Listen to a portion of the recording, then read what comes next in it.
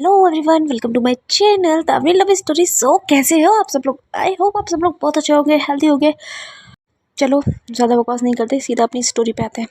Story name रंग तो राहों के एपिसोड 73।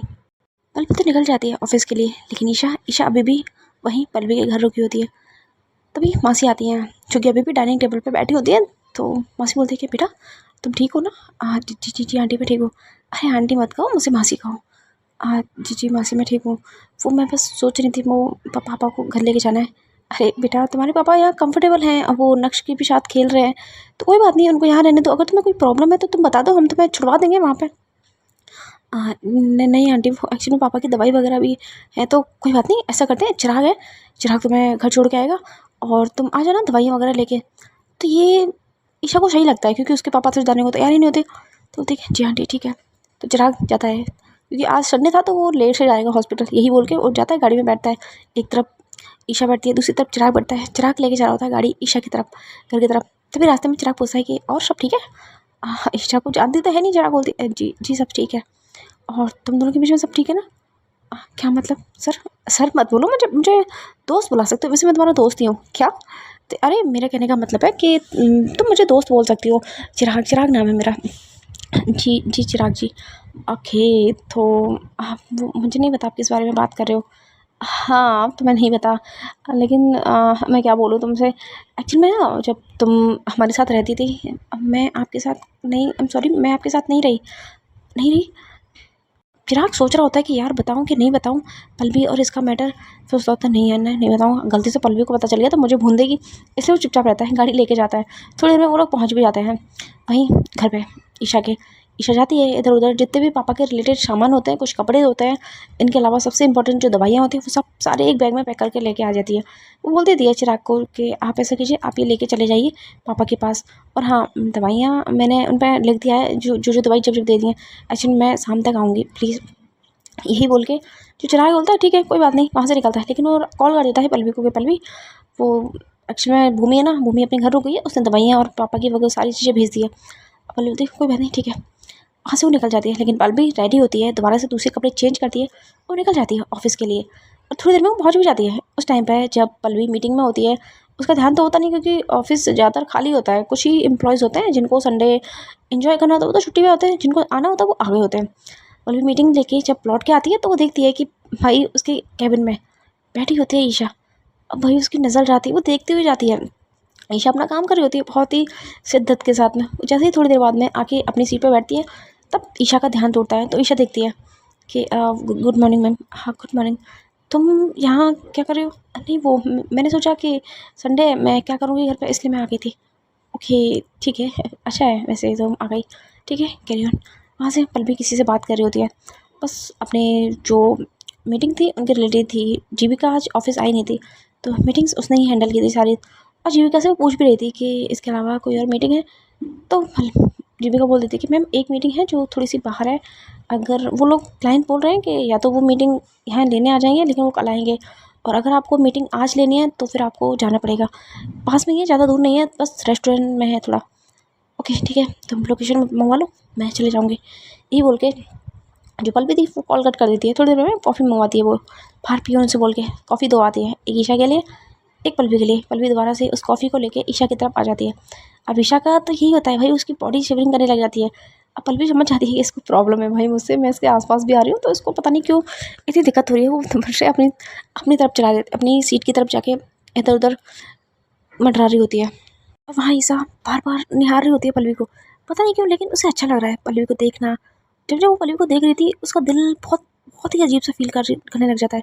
वहाँ से एक बार वो पल्लवी भी नोटिस करती है कि ईशा उसे देख रही है, तभी उसके फेस पे एक प्यारी सी स्माइल आती है। और जो स्माइल थी जो उसके फेस पे आ रही थी, उसे ईशा देखती है भाई, उसको और भी ज़्यादा, मतलब वो नॉन स्टॉप उसे देखती रहती है। एक पल ऐसा होता है कि ईशा अपना काम छोड़ के सिर्फ पल्लवी को निहार रही होती है। अब पल्लवी देखती है कि भाई मेरी तरफ ही देखती है, तो पल्लवी को भी थोड़ी बहुत शर्म आने लग जाती है। वो आती है ईशा की तरफ का, एक्सक्यूज़ मी, लेकिन ईशा आउट ऑफ ब्रेन होती नहीं है इस जोन में। तो बोलती कि मिस ईशा, तो बोलते यस मैम। क्या हुआ, ठीक हो ना आप? यस मैम, मैं ठीक हूँ। ओके वो एक्चुअली में आपकी कॉफ़ी ठंडी हो रही है। हाँ जी जी मैम। हाँ जी वो कॉफ़ी पीने लग जाती है, लेकिन अभी भी वो निहार रही होती है पल्लवी को। थोड़ी देर बाद ही जीविका का फिर से कॉल आता है कि मैम मैंने आपको लोकेशन सेंड कर दी है, आप चाहें तो अभी जा सकते हैं। यही बोल के पल्लवी निकलने होती है, लेकिन उससे पहले वो बोल किया जाती है ईशा को कि एक्चुअली मुझे मीटिंग के लिए जाना है, तो अगर तुम जब जाओगी घर तो मुझे इन्फॉर्म जरूर कर देना, मैं टाइम से आ जाऊँगी। यस मैम, यही बोल के पल्लवी निकल जाती है। थोड़ी सी दूरी पर होता है एक मीटिंग स्पॉट, वहाँ जाके जाती है तो कई अलग अलग VIP लोग होते हैं जो कि अंग्रेजी होते हैं कुल मिला के। वहीं उनके बीच में एक और लड़की होती है, और वो लड़की कोई और नहीं, पलक पलक श्रीवास्तव होती है। उन अंग्रेज़ों में से एक इंडियन भी था, उसी की बेटी थी पलक श्रीवास्तव। तभी पहुँचती है पल्लवी वहाँ पे, पलक को देख के वो थोड़ी शॉक होती है कि ये यहाँ क्या कर रही है, लेकिन उसका काम तो सिर्फ मीटिंग लेना था, तो मीटिंग ले रही होती है वो अपनी। तभी वहाँ जो अंग्रेज़ था वो अपने अपने जो पॉइंट ऑफ व्यू थे, जो भी टेंडर के रिलेटेड थे, वो सब अपने रख रहे होते हैं। पल्लवी भी अपने पॉइंट रखती है वहाँ पे, लेकिन जो पलक थी वो बहुत प्यार से देख रही होती है पल्लवी को उस टाइम पे अच्छा नहीं लगता है, क्योंकि भाई उसकी लाइफ में कोई है जिसे वो पसंद करती है, वो नहीं चाहिए कि उसके अलावा कोई उसे इस तरह नज़र से देखे। तभी जो था पलक के पापा श्रीवास्तव, विपिन श्रीवास्तव, बोलते हैं कि मिस पल्लवी गोइंका जी। तभी पलक बोलते हैं ये सर बोलिए। वो एक्चुअल में आपको शायद याद नहीं है, मैं पलक का पापा हूँ। ओके, ठीक है। आपको ये भी याद नहीं होगा कि हमने अपनी बेटी का प्रस्ताव रखा था आपकी शादी के लिए, आपने जवाब नहीं दिया। तभी पल्लवी बोलते आई एम सॉरी सर, लेकिन मैंने पलक को मना कर दिया था कि मुझे शादी वादी नहीं करनी है। अब शादी का रीज़न था मेरा बेटा, लेकिन मेरे बेटे को उनकी माँ मिल गई है। जैसे ही बोलती है पल्लवी तो पलक भी थोड़ी शॉक होती है, माँ मिल गई है। तभी पल्लवी बोलती है कि एक्चुअल में जिस लड़की के साथ मेरी पहले शादी हुई थी, एक्चुअल में वो जो नक्श की माँ है वो वापस आ चुकी हैं, तो इसलिए मैंने ये इग्नोर कर दिया। अच्छा, ये बात है क्या? लेकिन मेरी बेटी भी तो आपको पसंद करती है, अब मैं इनका क्या करूँ? इवन हमने मीटिंग रखने का मुद्दे से भी यही का था, क्योंकि आपको यहाँ बुला के थोड़ा बातचीत करें, आपको समझाएं कि प्लीज़ आप एक बार गौर कीजिए, काफ़ी सुंदर है, काफ़ी हुनर है, आपको बिज़नेस में भी काफ़ी हेल्प करेगी मेरी बेटी। लेकिन पल्लवी साफ मना कर देगी, देखिए अंकल जी, सीधी सी बात है कि मैं नहीं करती हूँ आपकी बेटी को पसंद।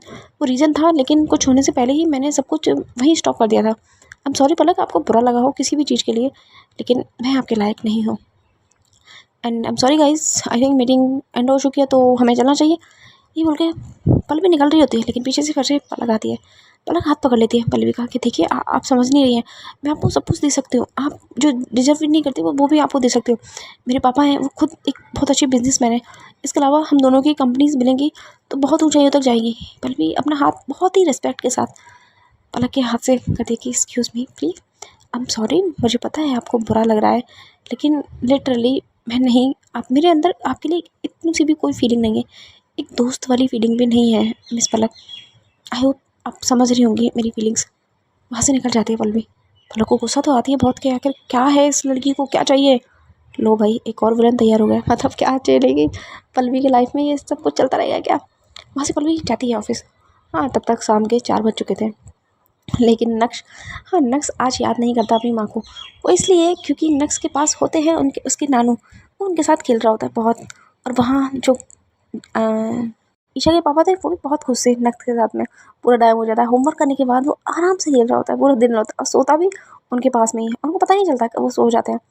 पल्लवी आती है ईशा के पास के, मिस ईशा आई थिंक हमें चलना चाहिए, काफ़ी लेट हो गया है। मैम बट 5 तो बजे नहीं, कोई नहीं 4 बज चुके हैं, जाते जाते 5 बज जाएंगे, नेक्स्ट वेट कर रहा होगा आपका। जी मैम। वहाँ से निकलते हैं, एक तरफ पल्लवी दूसरी तरफ ईशा, दोनों बैठ के गाड़ी में। ईशा कुछ भी नहीं बोल रही होती, उसको कुछ बोलना ही नहीं होता, आराम से साइलेंटली वो गाड़ी जा रही होती। थोड़ी देर में वो लोग घर पहुँच जाते हैं। हाँ, जैसे ही उतरते हैं तो ईशा को अपने पापा से मिलना होता है, तो उनके रूम में जाती है। वहाँ देखती है भाई नक्श अपने मतलब ईशा के पापा की गोद में सो रहा होता है, दोनों ही बहुत प्यार से सो रहे होते हैं। ईशा वहीं रुक जाती है, उसको सीन बहुत प्यारा लगता है, दोनों ऐसे सो रहे हैं जैसे कि पता नहीं कितने टाइम से एक दूसरे को जानते हैं। पीछे से पल्लवी भी आती है कि पल्लवी देखती अरे वाह सो गया है, अच्छी बात है, मतलब आपके पापा के साथ भी बहुत कंफर्टेबल होकर सो जाता है। 1 मिनट मैं लेके आती हूँ नेक्स्ट को। अरे नहीं, सोने दीजिए ना। क्या मतलब, वो सो रहे हैं, अगर आप किसी को भी उठाओगे तो कोई उठ जाएगा, रहने दीजिए आप। ठीक है, यही बोल के पल्लवी अपने कमरे में जाती है। अब ईशा को समझ नहीं आता कि वो कहाँ जाए, तो वो भी पल्लवी के पीछे पीछे उसी के कमरे में चले जाती है। लेकिन पल्लवी थोड़ी देर पहले जा चुकी थी, तो वो अपने जो थी शर्ट वगैरह वो खोल रही होती है। उसने अपनी शर्ट रिमूव कर दी होती है, उसकी जो बॉडी थी उस पर सिर्फ और सिर्फ जो अंडरगारमेंट्स थे वही कपड़ा बाकी था। हालांकि वो कपड़े चेंज करने वाली थी, लेकिन उससे पहले ही जो हमारी ईशा थी वो डोर ओपन कर देती है।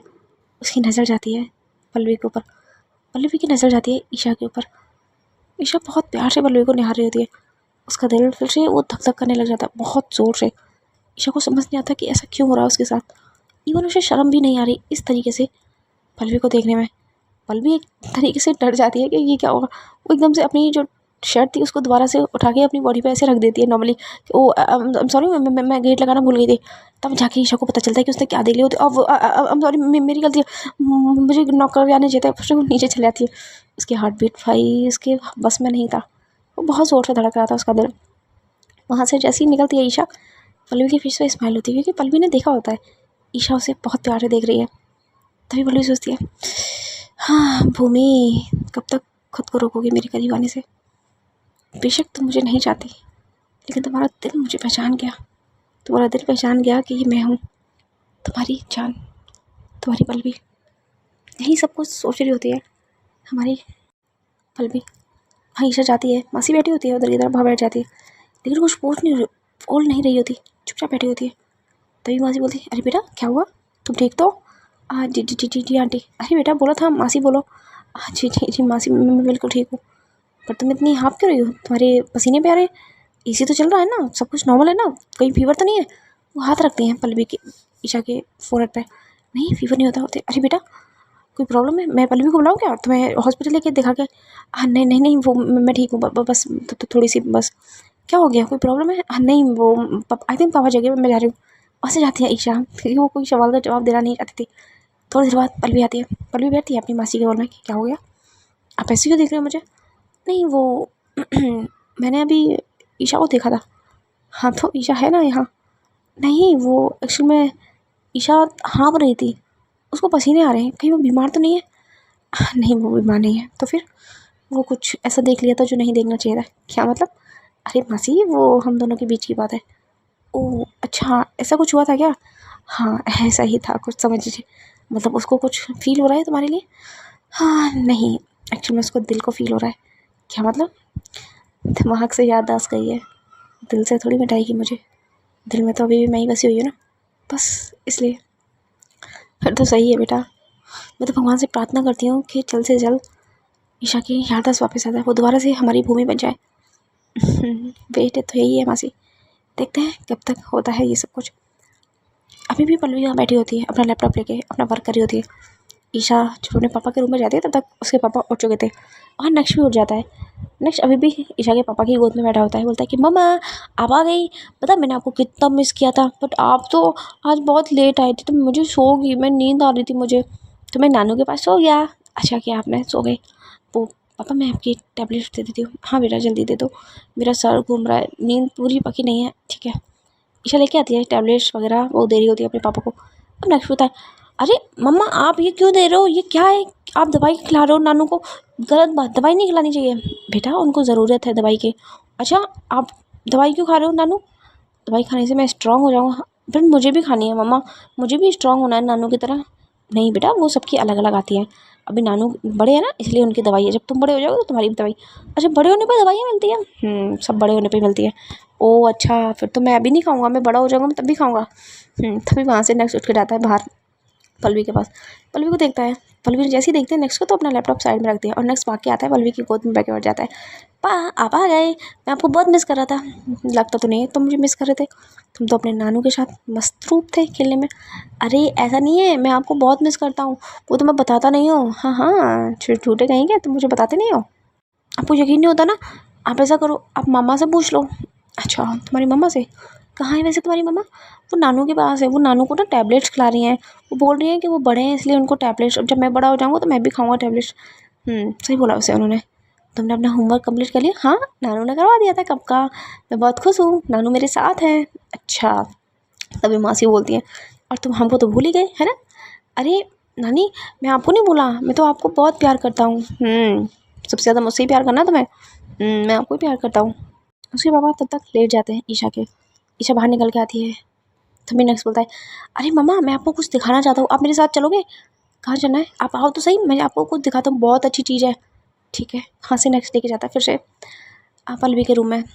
हाँ उसके एक तरफ कबर्ड था नेक्स्ट का, उसको खोलता है बहुत मुश्किल से, उसमें से एक फ़ोटो निकालता है, बहुत ही प्यारी सी फ़ोटो थी।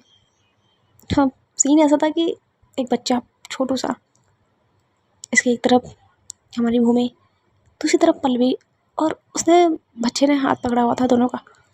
वो सीन काफ़ी प्यारा था, काफ़ी खूबसूरत था।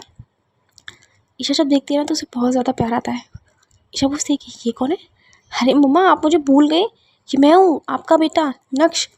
अच्छा, और ये आप, और ये बा। दिख रहा है वो तो।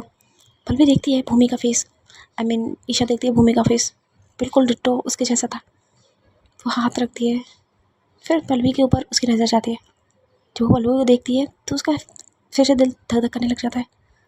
वो थी यार शिट, ये हो क्या रहा है मुझे? मैं जब जब इनको देखती हूँ मुझे इतना अजीब सा क्यों फील हो रहा है? मेरा मन क्यों कर रहा है कि मैं बार बार इनको देखती रहूँ?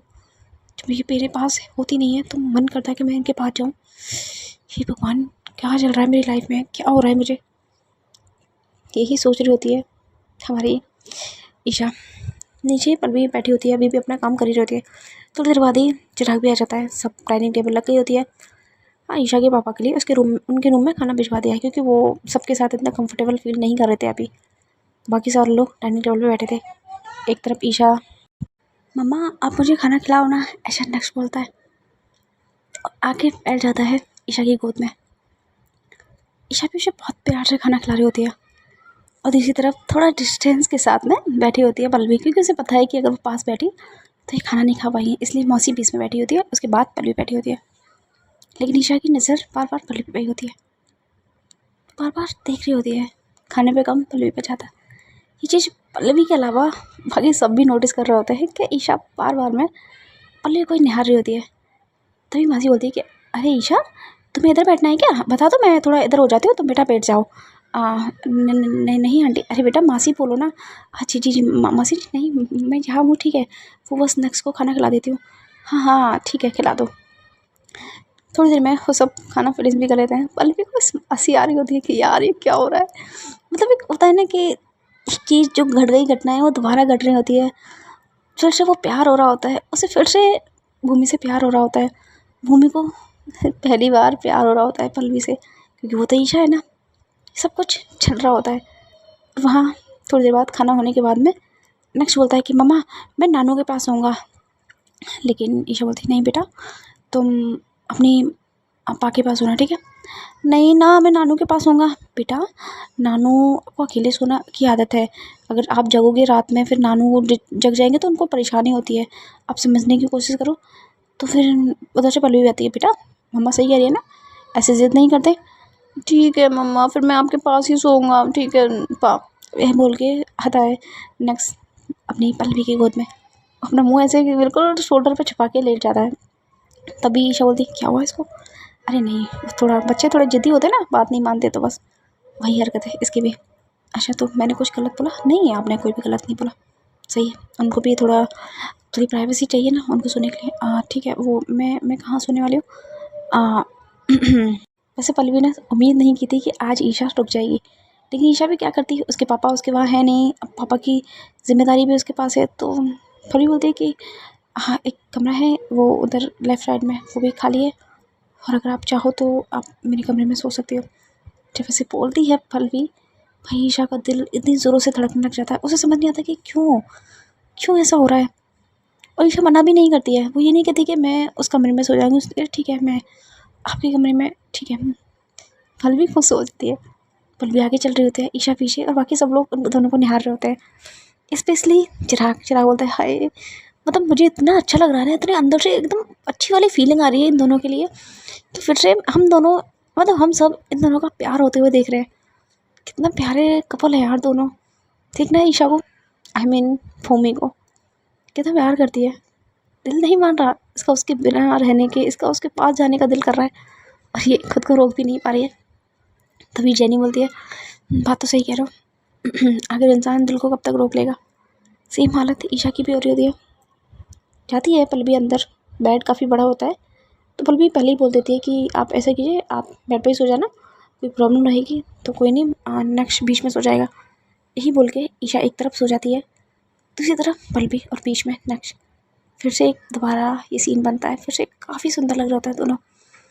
ईशा अपनी आँखें बंद करती है, तो उसके दिमाग में एक हल्की धुंधली सी परछाई नज़र आती है, जहाँ वो प्यार कर रही होती है किसी को।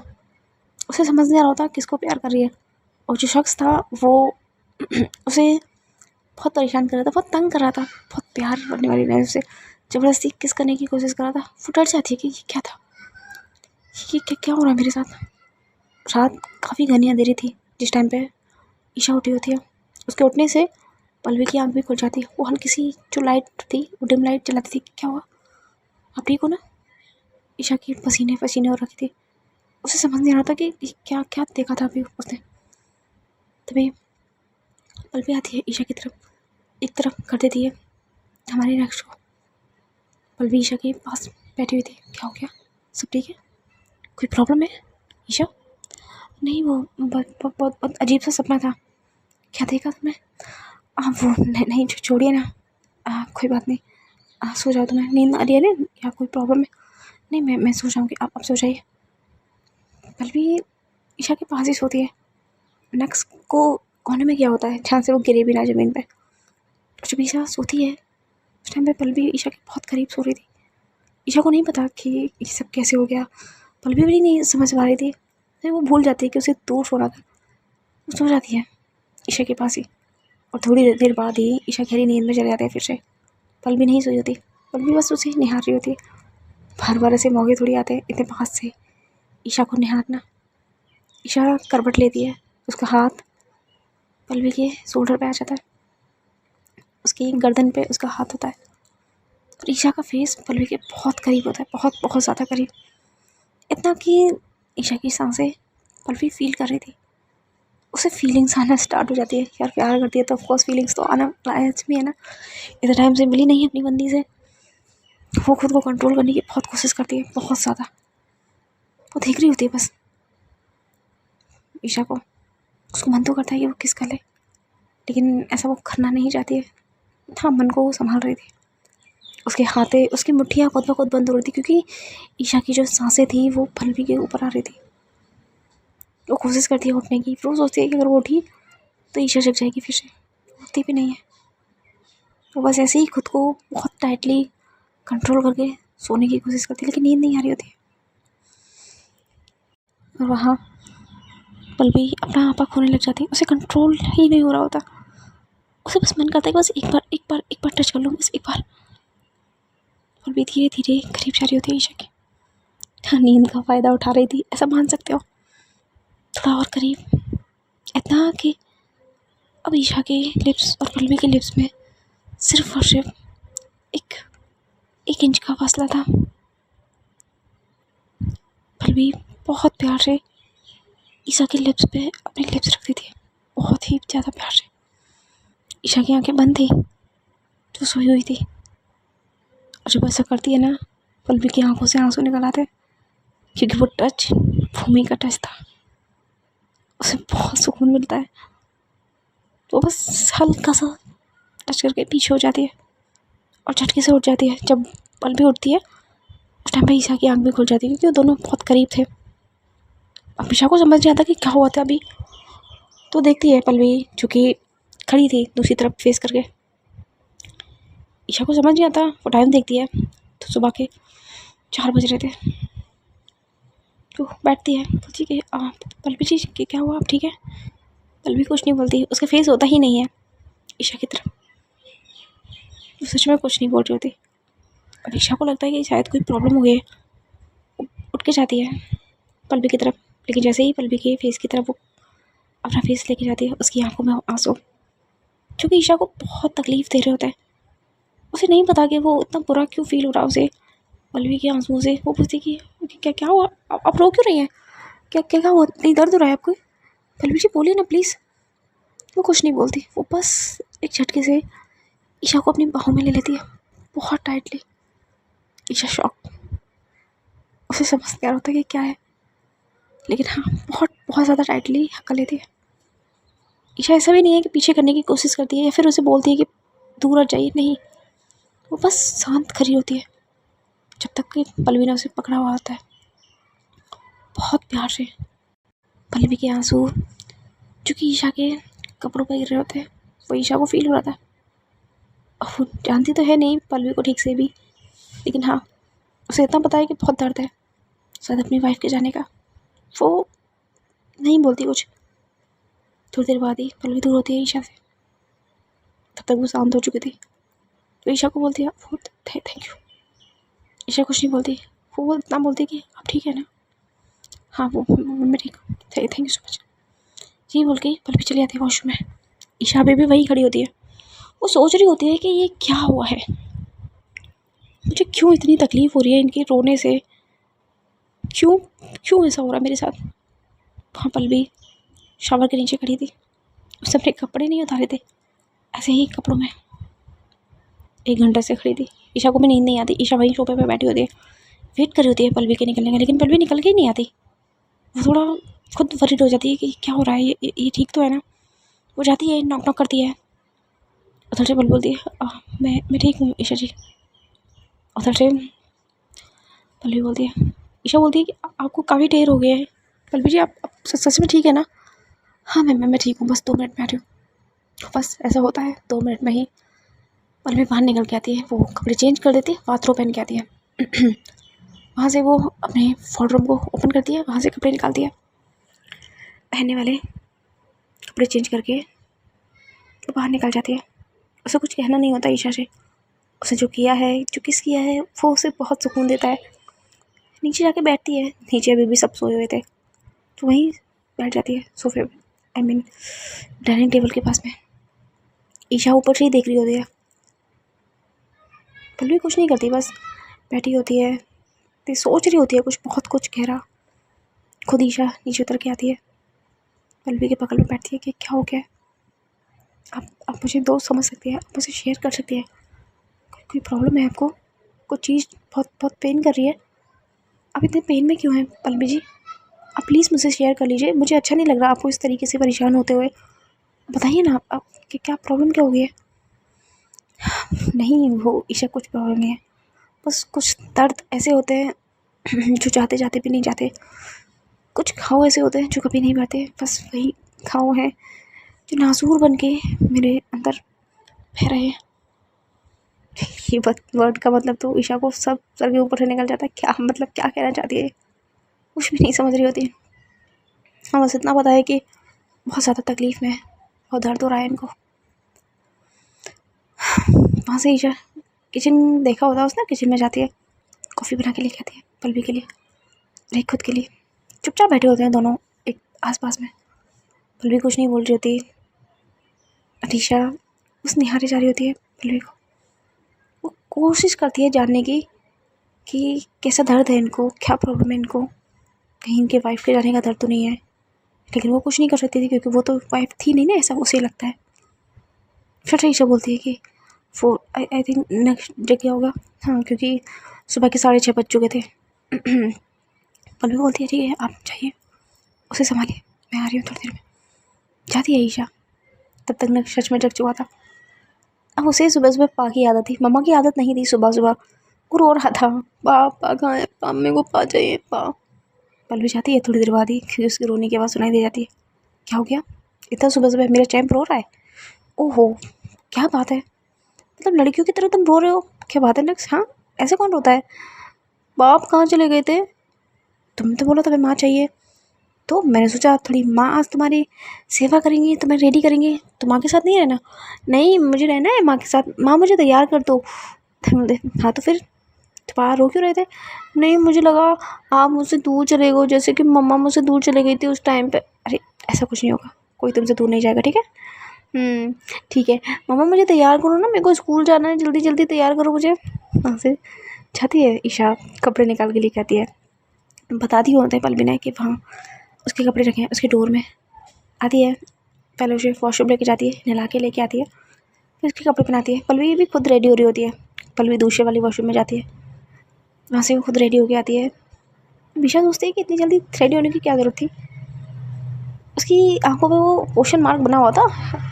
पल्लवी समझ जाती है, बोलती है कि अब वो एक्चुअली मैंने सोचा कि मैं नेक्स्ट को स्कूल छोड़ के आऊँ बस इसलिए। वो अच्छा ठीक है। थोड़ी देर में वो रेडी होके निकल जाता है नेक्स्ट, और पीहू को छोड़ने आज पल्लवी जाती है। सो गाइस आज की स्टोरी हम करते हैं यहीं स्टॉप। अब देखते हैं नेक्स्ट एपिसोड में क्या होता है। यार देखो ना, आप कितने बुरे हो ना यार, सीरियसली सीरियसली कितने बुरे हो आप। एड्स देखते ही नहीं हो, कौन करता है ऐसा? मतलब मेरे एड्स आपको देखने ही नहीं होते? यार देख लीजिए ना यार प्लीज़। आपका तो कुछ नहीं जाएगा लेकिन मेरा बहुत कुछ जा रहा है प्लीज़। एंड प्लीज़ मुझे रिव्यू भी देना, स्टोरी कैसी चल रही है। And like comment share subscribe करना ना भूलिएगा, ठीक है? और बता दो वो जो मेरी स्टोरी है मोहब्बत का रंग सफ़ेद कैसी लग रही है आप सबको? देखते भी हो नहीं देखते भाई? काफ़ी अच्छी स्टोरी है, देखोगे तो पता चलेगा। लेकिन दिल को छूने वाली है तो दिल वाले ही देखें, जिनको रोमांस चाहिए वो तो नहीं देखें। मैं खुद से बोल रही हूँ, चाहे व्यूज़ कम जाए उस स्टोरी पे, लेकिन जिनको सिर्फ रोमांस चाहिए, मस्ती मजाक चाहिए, वो ना देखें, क्योंकि उस स्टोरी में ऐसा कुछ नहीं मिलने वाला है। मस्ती मजाक बहुत कम, सब कुछ बहुत कम होगा, सिर्फ फीलिंग्स है उसमें, सिर्फ पेन है। अब जो देख सकता है ये वही देखें। खैर हम चलते हैं, ध्यान रखना अपना, बाय बाय।